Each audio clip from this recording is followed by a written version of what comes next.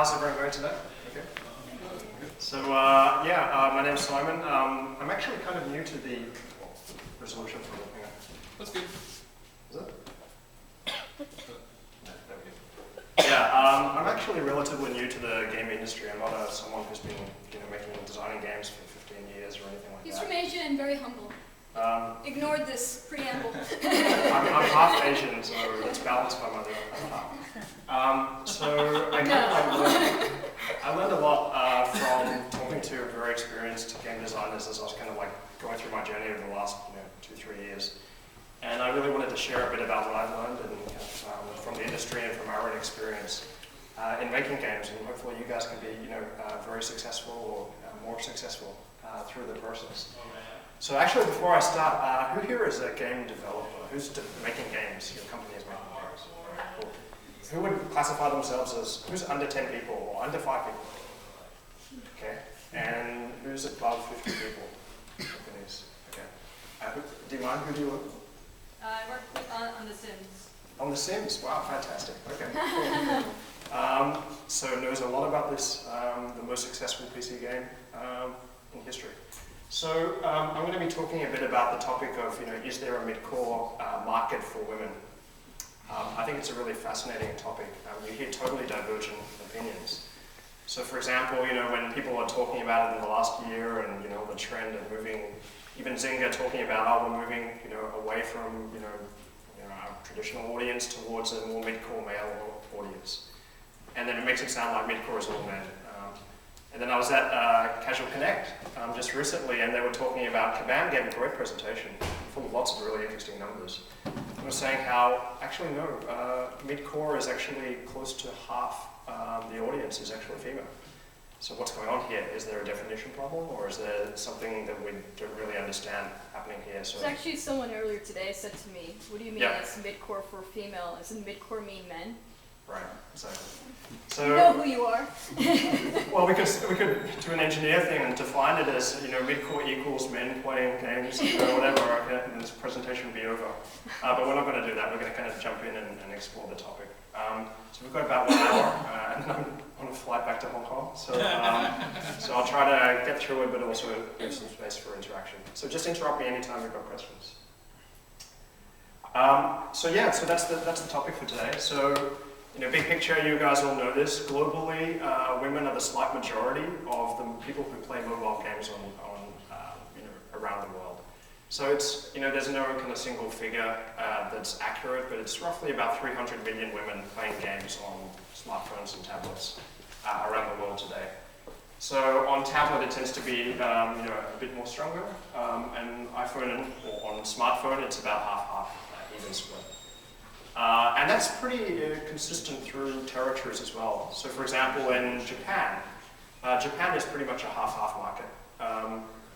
If you look at like the player population, the so-called housewives segment is the largest segment, followed by working professionals and students and other segments. So it is the majority, but our mid-core games appealing to them. So before I get into that, a little bit about us, just to kind of set the context about my startup. So we're mostly based in Hong Kong. This is our team. We're kind of close to 30 people now, including a whole bunch of interns who work for very little, as do we. So we're focused just purely on 3D lifestyle games targeted towards women and girls. That's all we do. We don't do games for guys. We just focus on that. My background is actually from virtual worlds, so I came into gaming through virtual worlds, and we were doing that before we changed direction.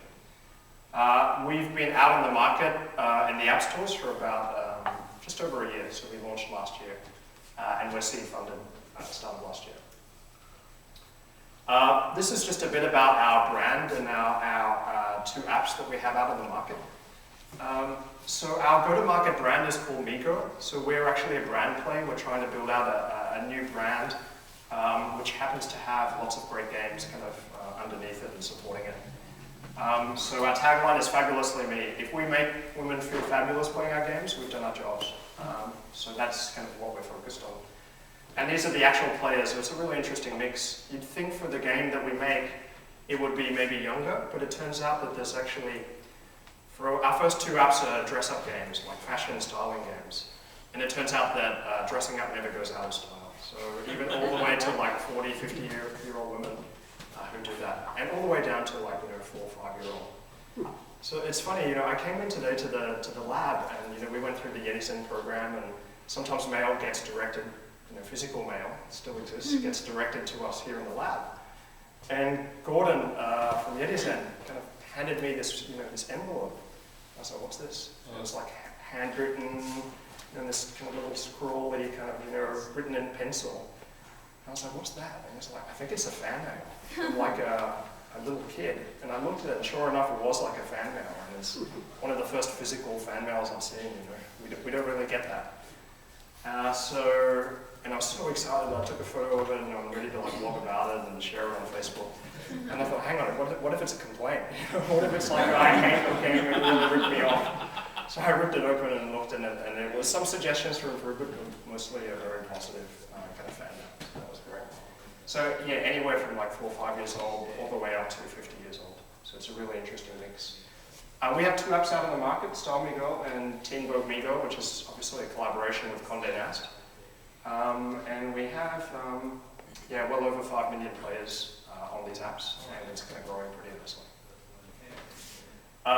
Okay, so for today, actually, let me just show you so you get a bit of context. This is the first game we did, so it's kind of like a 3D fashion dress-up game. You can kind of go in there and sort of touch base. You can see the clothes and go on photo shoots and enter contests, and yeah, there's lots of kind of interesting content there. So let's talk about, we're going to cover what is Midcore, let's define it. Let's take a traditional male Midcore game and break it down and see what makes it Midcore. Then let's go through in the bulk of the presentation as well, how are guys and girls different when it comes to games? Because I believe that there are some fundamental differences. And we'll look at some case studies, kind of weave through that. And then one page on kind of conclusion opportunities. All right. So, okay, let's start. How do we define Midcore? Okay, we know that Skyrim is not casual Midcore, right? Okay, Skyrim's pretty hardcore. And we know that Fruit Ninja is not really a core game, okay? So what's in the middle? Anyone want to take a stab at a definition? What is a Midcore game? Brave souls? Let me, and I have to admit, like when I sat down and actually prepared for this presentation in the last several days, I was like, hang on a second, what is Midcore? And then I looked up and there's so many divergent definitions. So let's try to break it down by saying what defines casual and core. So casual is aimed at, obviously, at a mass market. So mass market appeal, artwork, style. It's defined by no learning curve, so immediately pick up and play. The rules are simple, either because the mechanics are just so easy to understand, or it's an existing genre that everyone knows how to play already, tic-tac-toe. So the learning curve is really non-existent in a casual game. From a game design point of view, it's able to be picked up and played in very short bursts, so it's very small bite-sized pieces of fun. And that dictates that the game loop would be short as well. So that means that you can kind of spin through the game loop within 60, 90 seconds and have achieved something tangible and kind of made some progress through that. So that's kind of like an example, obviously there's a gazillion casual games out there, but if I fire up Angry Birds, I can go and have an attempt and hopefully, pass a level or fail, but I would have completed one kind of loop, hopefully with a successful positive outcome. So that's casual games, which can be freemium or premium games. I think everyone kind of knows that. Let's take a look at core, and I wasted 150 hours in Skyrim. I wish I could get back. No, I loved it. I loved every second of it. It's actually, it's very much aimed at hardcore gamers, right? It's got very deep, layered gameplay, so you can play it in many different ways. You can have different strategies. I love the videos of like, people playing as kind of, pacifists in the game and actually leveling up really high without actually killing anything in the whole game. So it's really got very kind of open-ended gameplay. It's a true kind of RPG in the sense of the word. It's got very long play sessions. It's hard to achieve anything in a short session. You won't achieve anything in 90 seconds or 2 minutes. Half an hour maybe, you'll go and grind through a dungeon, maybe it takes you half an hour, maybe it takes you longer. And of course, core games today tend to be dominated by premium business models. So that's pretty obvious what a core game, and you could put in like the GTAs of the world and Call of Duties also into that sort of thing. Although Call of Duty you can go and have a session in a short amount of time, but still to kind of invest long play sessions in that world. Who put a lot of time into Skyrim as well? Okay. Yes. Okay, so let's stab at a definition here. Let's say that Midcore is versus a casual game. There's more learning involved, so there's more systems. So you have to go and take time to learn those systems. You can't just jump in immediately necessarily and get going. You at least have to know something, even if it's just a 1-minute tutorial or kind of to understand the game systems. And it has the potential for longer play sessions. So it could be that you could play there for 50 minutes or 35 minutes, as opposed to just 3 or 4 minutes. Now, can you play a casual game for 50 minutes? Sure. Depends on the game. It depends on if it monetizes. Sorry, if it plays on energy or some sort of time regeneration technique or not. But typically, a midcore game you can keep playing. There's ways to keep going. And then there's depth to it as well. So, a midcore game would have like different systems that give you kind of like more ways to play the game, or some things to kind of progress towards different styles of playing the game. And as a general blanket statement, they monetize better. Now, of course, there's outliers, and there's, I had a catch up with a friend from King today, and we were talking about Candy Crush, and that monetizes really, really well, and that's very different from a kind of a mid-core game monetization. Mid-core game is very heavy on the 0.5% of players who are kind of whales. Whereas something like Candy Crush is much more broader monetization. Get a lot of small amounts of money from a big, broad sector. So versus casual, that's the comparison. What about versus core? Versus core, it's much more accessible. So a mid-core game is kind of easier to get into than a core game, let's say. It can have shorter sessions. You may not be playing for like 5-10 hours straight. So, it's funny, when I took the flight from Hong Kong over here, I got rerouted to Cathay. Usually I fly some cheap airlines through Philippines or something. And this time I got that flight was cancelled, so they put me on a direct flight from Cathay. And Cathay has like the power plugs in the plane now, so you can keep going the whole time with power. And I literally sat down for like 8-9 hours, and just played 8 or 9 hours of KOTOR on my, like Knights of the Old Republic on my iPad, because it just came out recently. And that's like, and I've only gone through like 5% of the game or less than that. So that's very much kind of like long play session. A mid-core game typically doesn't work like that way. You'll have play sessions anywhere from tens of minutes, maybe up to like an hour. And a mid-core game typically is free to play, and we'll kind of talk a bit about why. Okay, so that's the definition we can use. So what about like platform? Some people would say, well, mid-core is about more like mobile platforms, and whereas core games are PC platforms. And I'd kind of disagree on that. I mean, if you take a game like Baldur's Gate, which I also got into quite a lot, that game is very much a hardcore game. Forget about the fact that it's on a tablet. It's a very hardcore game. It's brutal. And this is the game that I kind of had to uninstall it again after spending a lot of time on the iPad. And it's just as hard. I mean, it's just a straight port. So it's nothing to do with the platform. It's to do with the game design itself. So let's move on. How we've defined it. Okay, let's take the classic kind of example of Clash of Clans. So who here plays actively? I have a clan. Sorry? I am the leader of the clan. Oh, you're a clan leader. Nice. Yes. Great, awesome. So let's talk about it. So you guys are pretty familiar, but let's just recap for everyone else and make sure we're on the same page.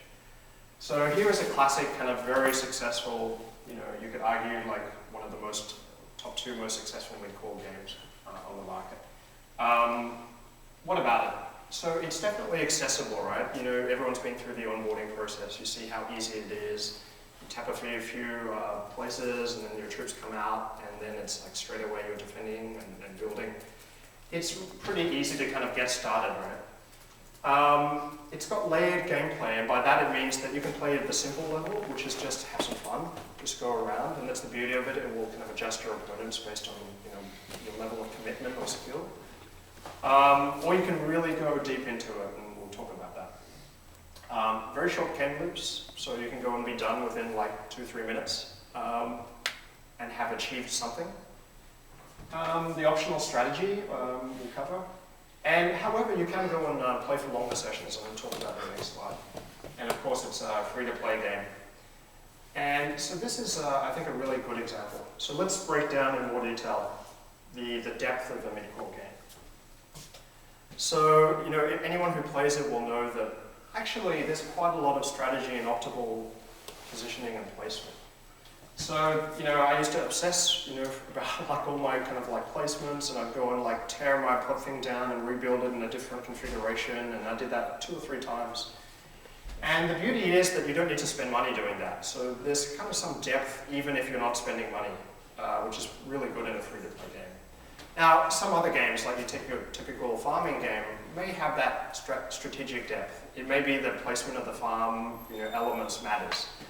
But often it doesn't in those sort of first generation farming resource management games. It doesn't really matter where you place it, so there's not much strategy while you're waiting for your timers to kind of expire and regenerate. Choosing what your army is composed of. Choosing how you want to attack, who you want to attack. Optimizing your kind of like your building queues and so forth. I mean, it's kind of like an RTS. It's back in the StarCraft 2 days. Which order, build order, and which troop orders, and how do you want to plan it out in time. So I would argue that this is definitely kind of a lot of depth and a lot of strategy. Yes, it's not a full-fledged RTS, but there's a lot of stuff going on here for the players. So I think that's kind of what makes it, a mid-core game. I think this is kind of like the key part.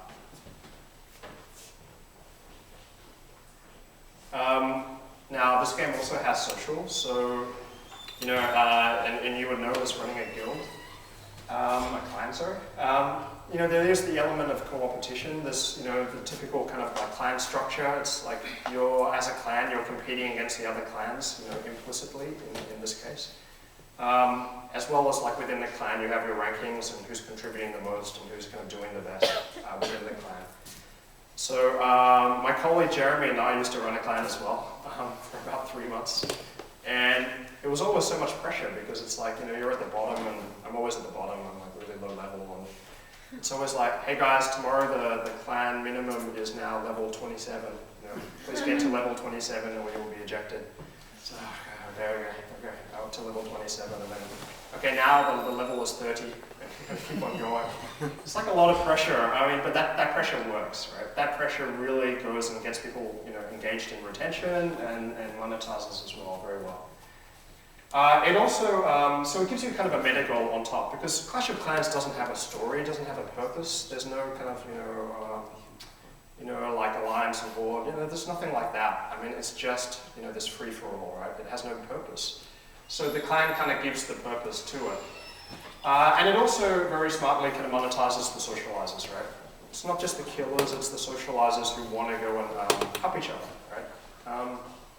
There was a really cool talk at Casual Connect talking about how games are being smarter about how mid-core games are being smarter about how they monetize people who want to play in supportive roles.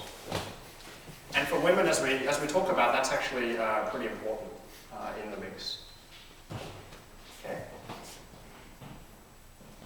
And then let's talk a little bit about how does PvP play into this thing. So PvP in this sort of game is endless gameplay, right? The game developers, you guys, us, we don't have to design and develop a whole lot of content. All we have to do is just create a really simple, small framework, and then let the players kind of come up with their own content and their own drama and intrigue as they kind of attack and defend every single day. So endless gameplay, and it also gives them a goal. The goal is to get to the top, to be the top clan, to be the top player. And it's fun to go and check out the top players and see just how they are and their rock stars within that universe of the game.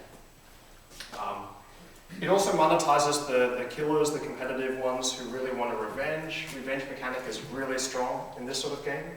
There's nothing you hate more than coming back and find out that all of your resources have been plundered by someone else, and you want to just go back and exact some revenge, if you have money to spend on it. And if not, you just kind of stew away until you have them on your list, and you know eventually you're going to come back and try to take them out. But the most important thing from us from a game designer point of view is that it's a resource consumption. It sinks resources out of the system, and it's a very effective sink. It basically forces you to kind of do that. You're going to get attacked or you use your troops. If you think about it, this is kind of a wither mechanic, right? If you remember back to Farmville, 1 days, and you have your wither and your crops, if you don't come back, your crops disappear. This is a wither mechanic, right? Just in a different way.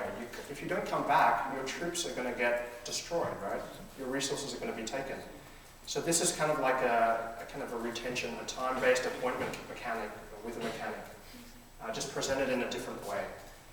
And you don't feel angry at the game. That's the key thing. You don't feel angry at the game for withering your crops. You feel angry at whoever did that to you. And so you love the game. If the game is your friend, but you want to go and exact revenge on that other person.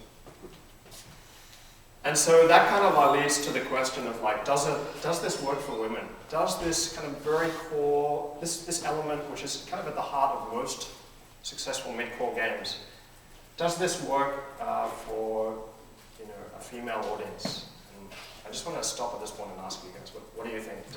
Do you think that this sort of can work? Or what do you think? What's your opinion? Yeah, it's really. Okay. Yeah. Yep. What is the rest of the room? Yep. What do you guys think? We've been biased from the clan leader here. Anyone want to take a stab at it? Partially. I mean, I think, yeah, some women will like that, and some days they'll like it. But there's also another category of things that you'll want to reward too. Right. Yeah, absolutely. And I think that kind of is the answer, that at least based on what I'm seeing and looking into the more I get into it and understand it, is yes, there are. I mean, there is no one homogeneous kind of female market, and you get different players within that and different mindsets and outlooks, and that varies sometimes. It varies based on how their day was. It varies depending on many things happening. And also you just get very competitive women, and then you get people who are more about, they don't want to compete, and I'll go through that in more detail. Generally though, if I'm going to say a blanket, PvP is not as strong. Direct PvP is not as strong for a female audience compared to a male audience.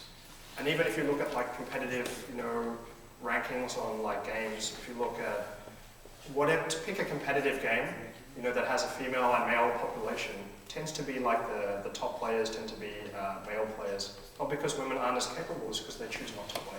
They choose not to play in that way. So now that's a pretty strong statement. So let's kind of try to explain that a bit. If I can just add go for it. I would say that all those mechanics work for the female market, but maybe you would change the name of the mechanic. Like, for example, instead of killer, it might be their fashion competitor or whatever, but the mechanic's still the same, you're just changing the name of the mechanic. What I found is that doesn't translate exactly. And maybe I'll explain. Okay. Well, there, for example, pets. Yep. I forget the one that was made by Slide. Yep. There would be tournaments, and people would vote on it, and whoever would be voted highest would take away the other person's pet. So that was kind of what they were killing the pet, but you wouldn't say killing because of the audience they were going after. Right. But it was still the same mechanic. I think there's some subtle difference in that, and the difference would be about, maybe you're right in terms of presentation, but there's a direct versus indirect competition, and let me dive into it.